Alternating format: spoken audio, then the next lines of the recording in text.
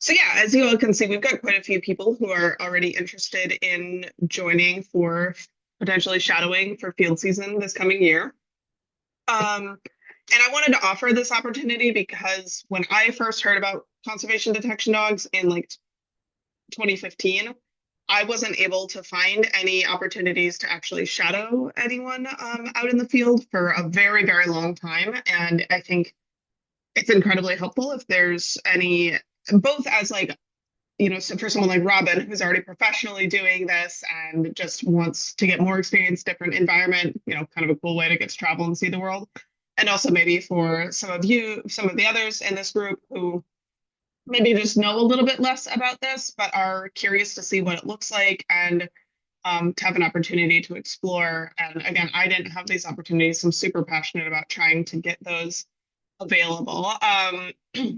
So I think what we'll start out with is, some of the basics. Melissa, thank you for dropping questions in. Do keep those coming. Keep me on track. Um, I'm going to start with some absolute basics of like where our field site is and what it looks like and how to get there. And then we can kind of zoom out to more of like the nuts and bolts logistics. All right, so I'm just going to share my full screen, which is always a little alarming. But all right, we're going to start with just getting y'all oriented here. So this is kind of the western half of the upper, Pacific Northwest, Canada, and lower bit of Alaska, right? So as we're looking at where our field site is going to be, here's Washington, Seattle is somewhere in here, which is where you would fly out of, and you would fly from Washington to Ketchikan, Alaska. And then from Ketchikan, and that's actually, I've been able to get flights to and from or between Seattle and Ketchikan for like $200, $250. And then from Ketchikan, you catch a ferry that goes once a day, maybe twice a day. I can't remember. I think it is just once a day at like 3 p.m. That ferry is going to take you from Ketchikan out around here over to Hollis. And once you got into Hollis, then, and that ferry, I think, is another, I actually don't know exactly how much it costs without a vehicle. But it's about 3 hours. You would pop on over here to Hollis. Again, so when you're thinking about if you go forward with this and you're thinking about buying flights, you would want to be trying ideally to time your flight so that you're getting into Ketchikan with enough time to hit that 3 p.m. ferry. I've made this mistake before. If you arrive at 5 p.m., then you need to get a hotel room for the night. And just, thinking about trying to keep costs low, because the downside of this field site is it is kind of expensive to get to. Anyway, so it's a lovely little 3-hour ferry over to Hollis. And then we would come pick you up in Hollis in the field vehicle. And then we would drive you from Hollis over to this town of Craig, which you can see is out on this really cute little peninsula. And this is just a little fishing village. There's like 300 people in town. We have an Airbnb where we have room for 1, maybe 2 extra people at a time. There's 2 bedrooms for myself and my field tech. And then there's a day bed in the living room. So that would be where you would be sleeping. You can stay there with us for free, but probably only one of you at a time. I think if like things got a little, depending on how everything worked out, we could probably accommodate a little bit of an overlap with you all. And then maybe one of the bedrooms has a bunk. So someone could bunk above either, I don't know whether it would be me or my field tech in that room. But again, probably just one of you at a time. And then on the day-to-day, what I think about the minimum you would really want to come out here, just because it is so much work to get to and from, you're going to lose a full day of travel on either end between your flights and your ferries. You probably would want to spend like a minimum of 3 days with us. And that is kind of the easiest amount of time for us to play with. I would probably argue that 6 is better. We probably can't accommodate for people more than like 9. So aiming for like plus or minus a week is probably ideal for us. So keeping it somewhat short, but again, also knowing that like this is just not, if you need to come in and out for a day, hopefully we will have other field projects in the future that are like in the continental US and you could get to a little bit more easily. So then imagining that you have made it out to Craig, you're staying with us. What we do, depending on when you come throughout the year, we then will either be going out in the truck. That is going to be happening later in the year, more into July. And we go do day trips where we drive around and look for wolf poop. Generally, some of those days we'll drive like an hour and then we search for an hour and then we drive back, or drive for 2 hours, search for 2 hours, drive back. A lot of times we're mixing stuff up. On other days, we do these kind of combo driving searching days where we drive for like 20 minutes, or well, we drive for an hour to get to where we're going. We drive for like 20 minutes, we walk for 20 minutes. We drive for 20 minutes, we walk for 20 minutes. Those are pretty easy. Those are all road-based searches. So if you're not as confident with like your physical fitness, or you've got a reason that maybe hiking through really, really dense woods uphill is not a thing for you, we can try to time you so that you come out during road searches instead. It's a lot more physically friendly. Then on the flip side, most of the season, what we're actually doing is we're taking a boat. So we come out of Craig and we search all of these islands here. These islands are, for the most part, about an hour boat ride each way. Some of the islands kind of coming up into here are also maybe an hour and a half. So like Hecata Island, I think, is about an hour and a half as well. Or we might be going as far as if we're going up to Kosciuszko Island, this is like 2-ish hours, and this crossing is pretty choppy. So if we go up to Kosciuszko, we usually spend the night up there. And similarly, down south, we also work on this island, this really long, skinny island called Dial Island. This guy's Long Island and Suckwan Island. You're not going to be tested on this. And then there's some search areas down here as well. These are all areas where when we go, we spend the night. So we have accommodations in a float house, which I can try to find photos of to show you. It's camping. It's basically camping. And we'll spend 2, maybe 3 nights at a time out here. These are much longer days on the boat. They can be, 3 hours each way, which is why we spend the night. But genuinely, they don't have as big of crossings, which is when the boat starts getting really rough. So when the boat, in my opinion at least, is kind of shitty is when we're going out to Kosciuszko Island or Warren Island. So also if like seasickness is a concern for you, we can talk about timing you appropriately to avoid the highest risk time for seasickness. Okay. And then I've got some photos pulled up here to just kind of help orient you to what the landscape actually looks like. So this is just a drone shot that does a really good job of showing where, what it looks like from the boat, or what it's going to look like getting on and off the boat. And the reason I'm kind of going through all of these logistics is because I don't want to get anyone into a situation where you've paid a bunch of money to come out here and do this thing, and then it is beyond your physical comfort level, and then we end up, you feel like you've wasted your vacation days, wasted your money, and you're not able to get what you want out of it. Okay. So generally what we would do in a situation like this is the boat will actually come up to where you can see that these rocks drop off really, really steeply. The boat will kind of motor right up onto them, and then we climb off of the front of the boat, which involves kind of shimmying under, I'll get a picture of the boat, under a railing, stepping down onto a peg, and then stepping down onto this bladder rack, sometimes into deep, not deep, deep water. We really try hard not to go over our boots. But that is often how we are getting off of the boat. And then from there, a lot of times what we're looking for, and we have intel on these sorts of things, it's not like we're just wandering around aimlessly, that there are wolf trails that have just been made just inside of the tree line here. So that is one way that it can look. We also have days where we get dropped off just in these like tidal flats. So this is a lot more like the boat basically kind of runs until the boat runs aground. You step off onto more solid ground. And then we kind of help push the boat back off. And then our boat captain actually anchors the boat, grabs a canoe, and comes in. You can see here that I am carrying my bear spray. Tony also has her bear spray. We will have bear spray that we can provide you when you come up. We'll talk a little bit more about gear next. And then once we're actually on the ground, there's a lot of different options for how it can look. So we have a lot of days that are in, this is more of like a typical old growth forest.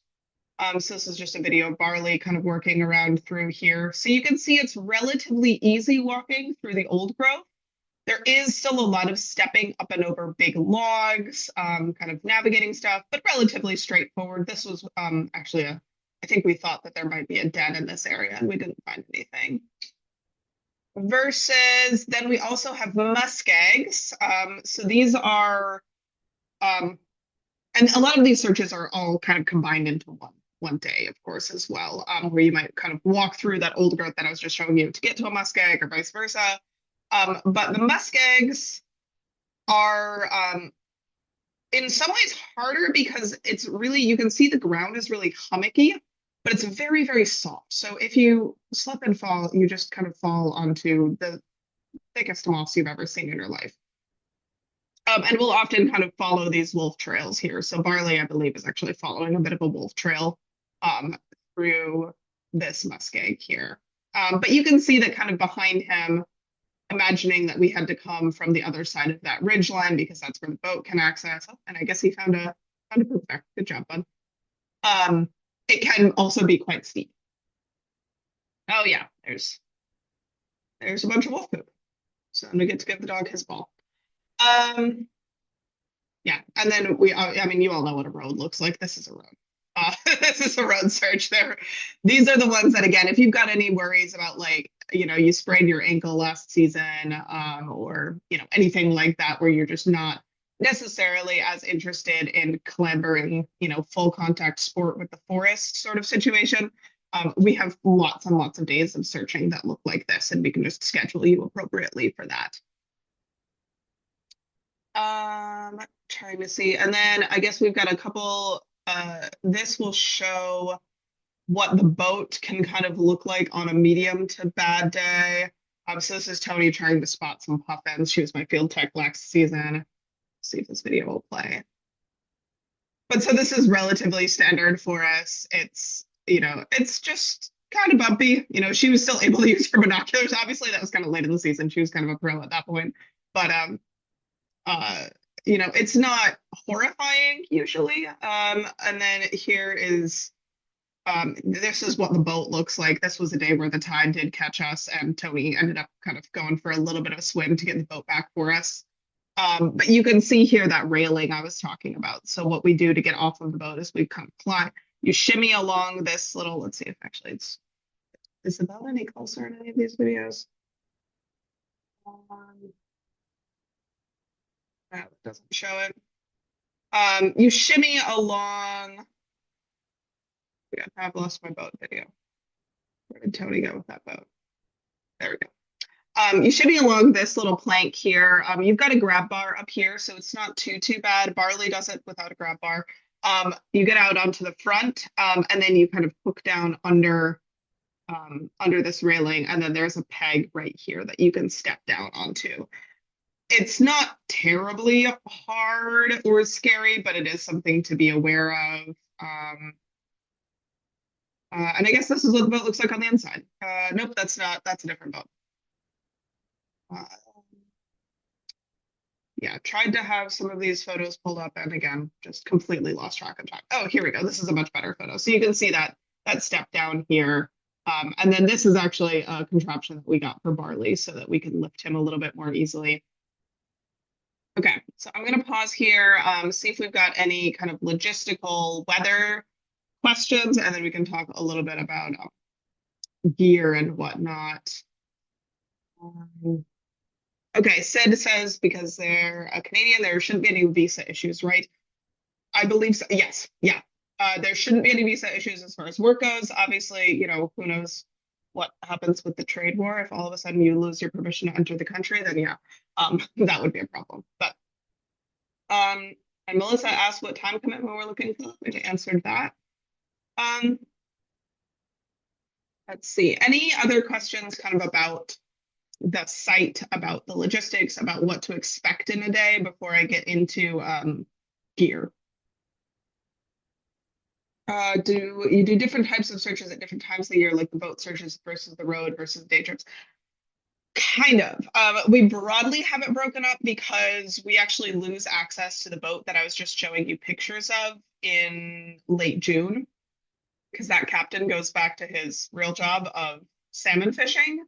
And then we have a couple weeks of road searches, and then we have a couple weeks with a different boat, bigger boat, and then we have a couple weeks of road searches again. But as far as the overnights versus the day trips, those are really interspersed within that first 6 weeks. Um, so I actually, what I can do is I can just pull up our schedule as well so we can walk through it. I think that'll be helpful. Um, just for people who are on the recording as well. Share my screen again. Okay. So yes, this is our 2025 schedule. And this unfortunately is a spreadsheet that mostly only makes sense to me. But it gives us an idea and hopefully I can explain it well. So here we have the dates of the week or the dates of the month. And then each column here is a day of the week. The colors are not necessarily anything you need to worry about. That just tells us how which boat we're on. So you guys don't need to worry about that right now. The earliest you all would really be able to come up with us, I think, would be around May 5th. And everything from May 5th through June 21st or so is with that first boat that I was showing you all. So that's what the pink means. And this is a combination of some of these. So like this week when we're on Doll, these will be overnights. So that's a 4-day, a Friday, Saturday, Sunday, Monday. So Friday, Saturday, Sunday, Monday. Those are all going to be an overnight. So one could arrive on this Tuesday, Wednesday, or Thursday, and then leave the following Tuesday, Wednesday, or Thursday. Then these two, Snow Pass and Snow Pass, both of these are day trips. But then between Hecata Drive and Hecata West, we would spend the night again. So again, one could arrive between this Tuesday and Thursday and this Tuesday and Thursday. Then now we're at Doll Island again and Long West again. So that is May 23rd, 24th, 25th, 26th. These would, I believe, also be overnights. Then 3 rest days. And then these on May 30th and 31st. Through June 1st and 2nd. Those are all day trips. Day trip and day trip. Day trip and day trip. Rest again. And then these 4 at the very end in mid-June are also, and that's a full-on camping trip. So anyone who came during these HESA dates, the HESA dates again are you would need to bring camping gear because we do have enough gear to make you comfy and warm otherwise, but we do not have spare sleeping pads and tents. So if you came during those, you would need to have your own camping gear with you. And then we just have one really quick rest day because we're about to lose our boat captain, and then we do an overnight on Doll for these guys. Then if you were to come later on, we have these 2 days. So all of the blue days are day trips. Basically all of them. You could come out for these. I am not 100% sure, so I am going to be on vacation for all of these days in late June into early July. I'm going to a wedding.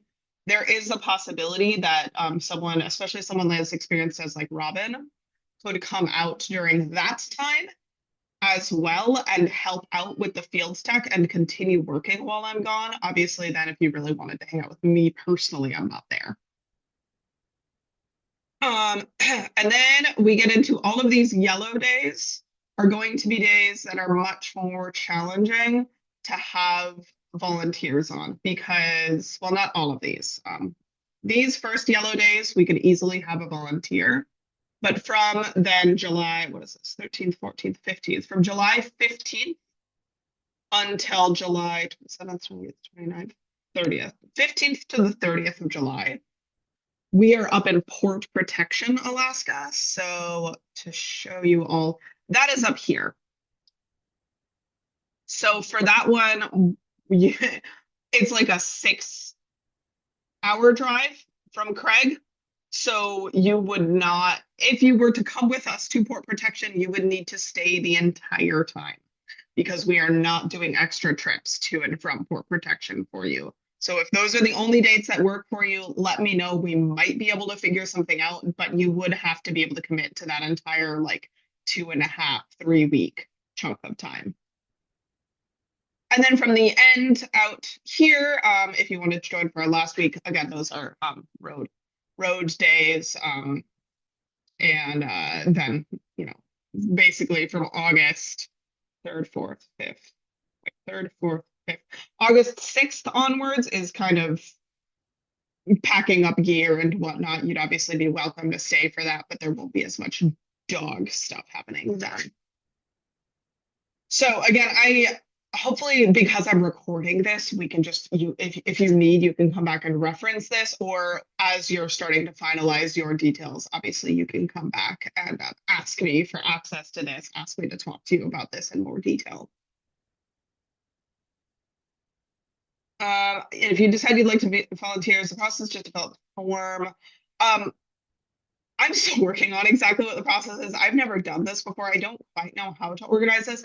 The best way is to, yeah, officially fill out that form that I've got you saved.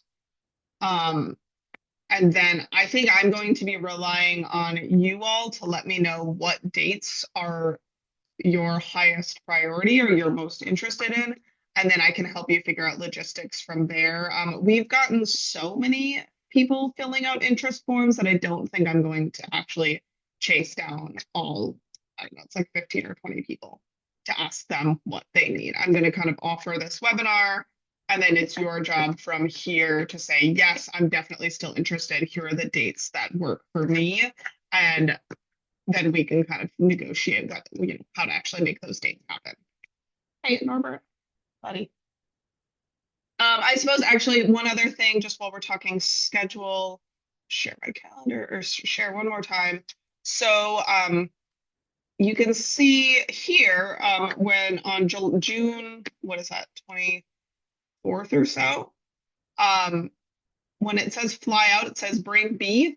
If you want to hang out with King Barley in the field, you have to come before now because at this point, when I fly out for vacation, Barley is going to a different project. And then for the rest of the field season, it's just going to be Niffler, which there's nothing wrong with that. It's delightful. He's great.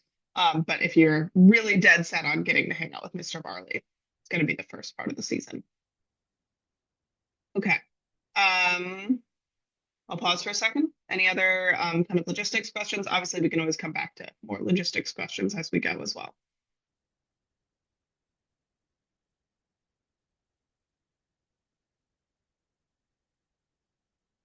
Okay. So then talking gear, I'll just pull up another picture, a couple pictures, just so you have an idea of what I wear in the field. And that can help us talk about this.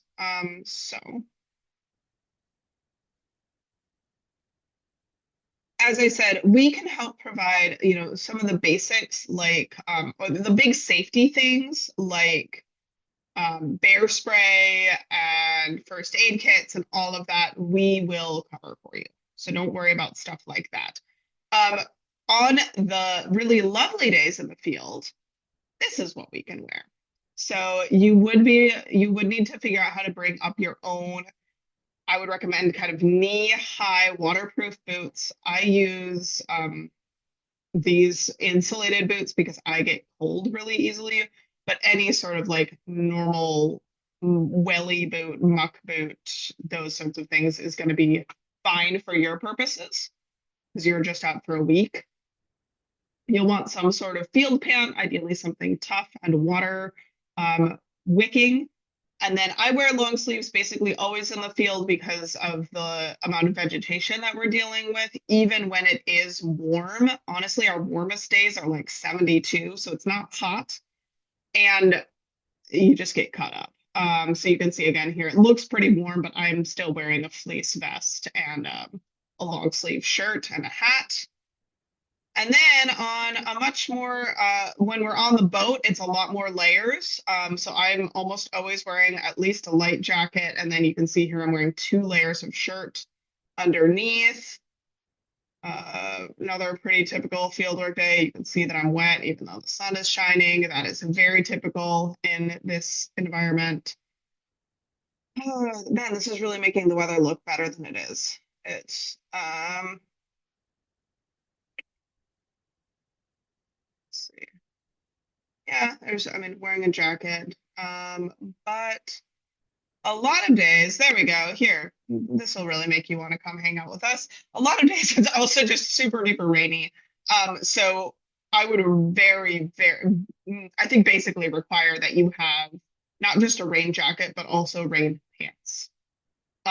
You will want something that can help get your entire body protected from the water.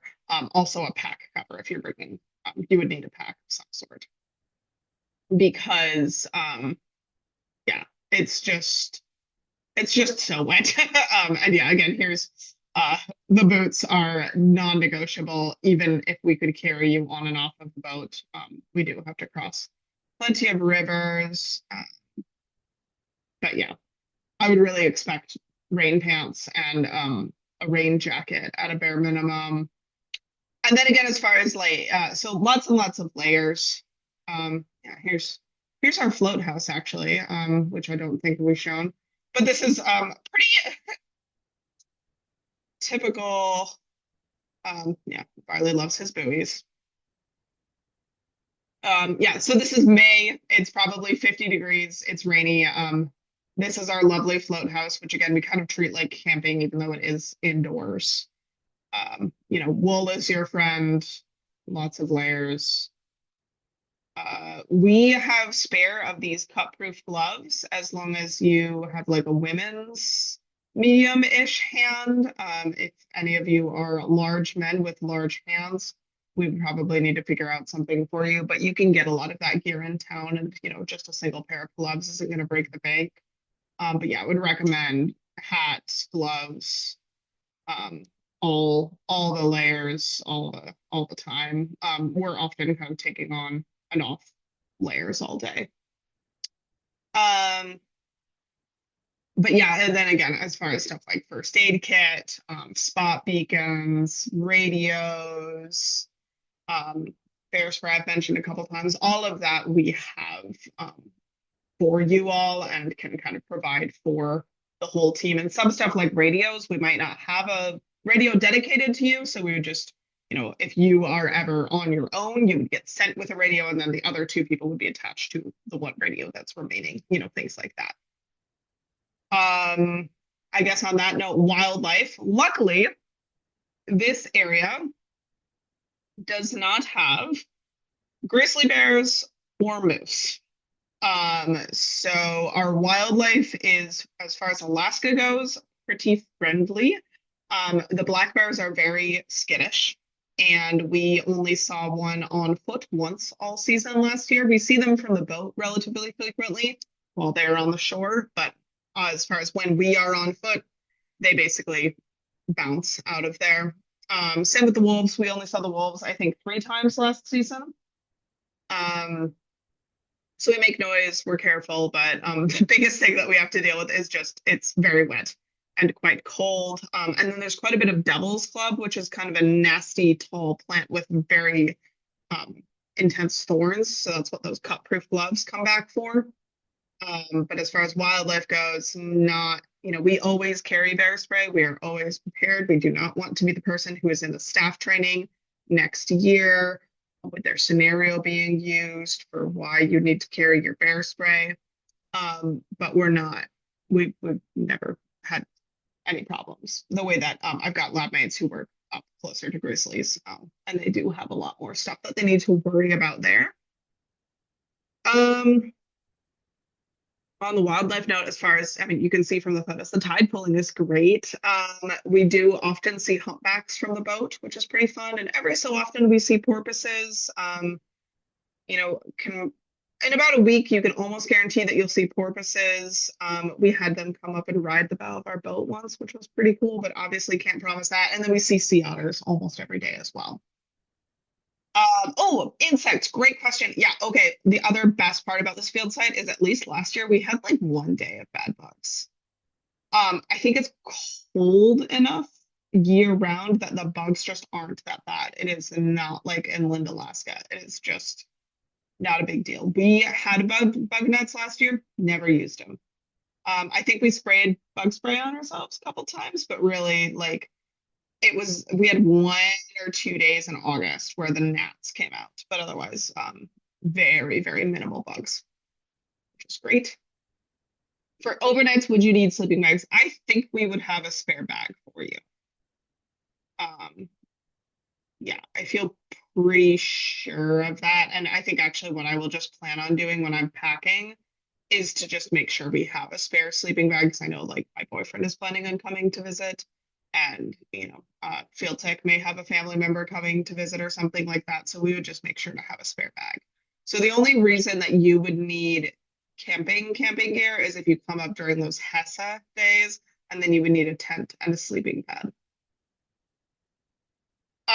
What experience do you need with a GPS? How often would it be necessary to be navigating alone? Never. We would definitely not be having volunteers out navigating on their own. We're almost always moving as a unit. The radios are mostly for contact between us and the boat and the boat captain, just in case, like you might have seen as I was scrolling through those photos. I had a couple injuries. Actually, when I cut my hand, it wasn't an evac situation, but Barley had a paw pad injury that was an evac situation. So we just make sure we've got those. The radios, if we're close enough, and if the radios aren't working, then we have spot beacons and Garmin inReaches as well. But yeah, we wouldn't have you navigating on your own at all. Okay. What am I missing? What questions have I forgotten to answer? Is there anything else that's coming up for you?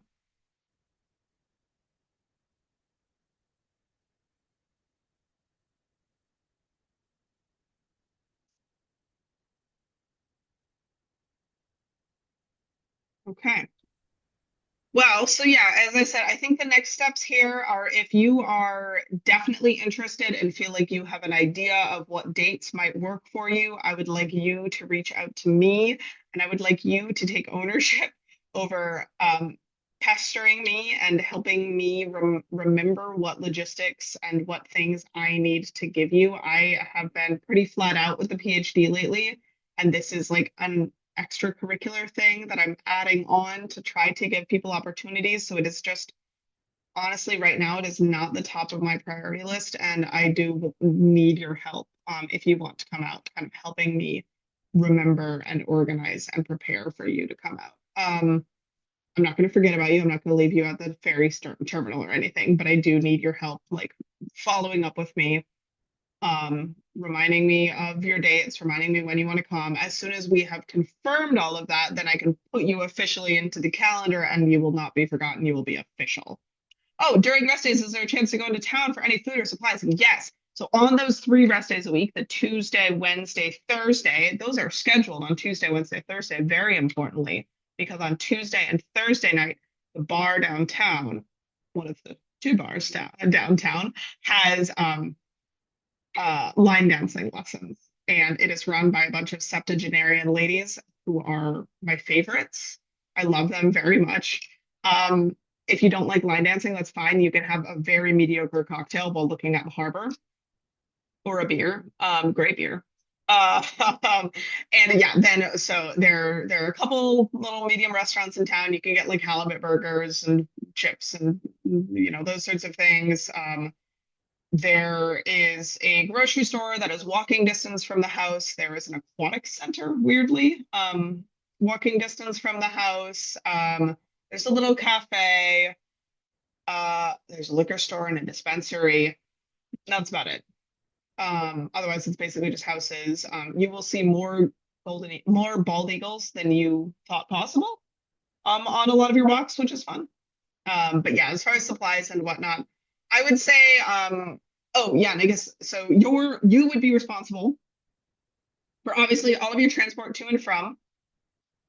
We would like you to take care of the majority of your own snacks and maybe chip in a little bit on some team food. But as far as like big meals, like we're gonna just bring up a ton of bulk, like oats, peanut butter, jelly, dried curry, lentils, like those sorts of things. So a lot of your food you can expect that we will be able to feed you.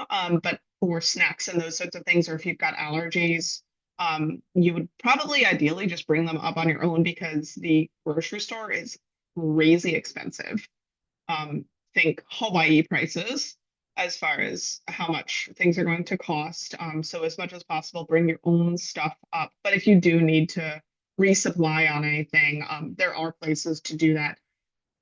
There is a tiny clinic in town, but if you need like a hospital, or if you need like something that you can get at a Walgreens or a CVS, that is a ferry ride back to Ketchikan. So you do need to have everything that you need beyond, again, like pretty basic grocery store stuff. In the event of any actual emergencies, we can get float planes and get you back to Ketchikan a lot quicker. You don't have to wait for the ferry if you're dying. But it is, yeah, it's a tiny, tiny little clinic. I never went last year, so I don't know exactly what it looks like. Trying to think what other amenities are in town. There's like a little sportsman's store. It is, so Craig is a place where like logging crews come in to resupply, fishing crews come in to resupply. There's a lot of fishing tourism as well, people going on chartered salmon fishing trips. So especially like your outdoor gear, you have a decent shot of acquiring in Craig. Um, but again, if you needed something like a specific sort of medication or yeah, more of a comfort item, that's going to be harder to acquire, although you could get it in Ketchikan if you realize on your flight that you've forgotten something and you've got time between your flight and your ferry. It's it's fun. It's quite the expedition. I am really excited to have people coming and going and visiting us, partially as a way to break up the summer as well. Um, it is a long time for us to be spending out there in this teeny tiny island community, kind of marooned out in the in the rainforest in the cold. But it's a very cool place to visit. It's very special. If you're into salmon fishing, stay longer and just do like 4 days with us and then go salmon fishing. Yeah. Any other questions? Otherwise, I'll just go ahead and get this recording up.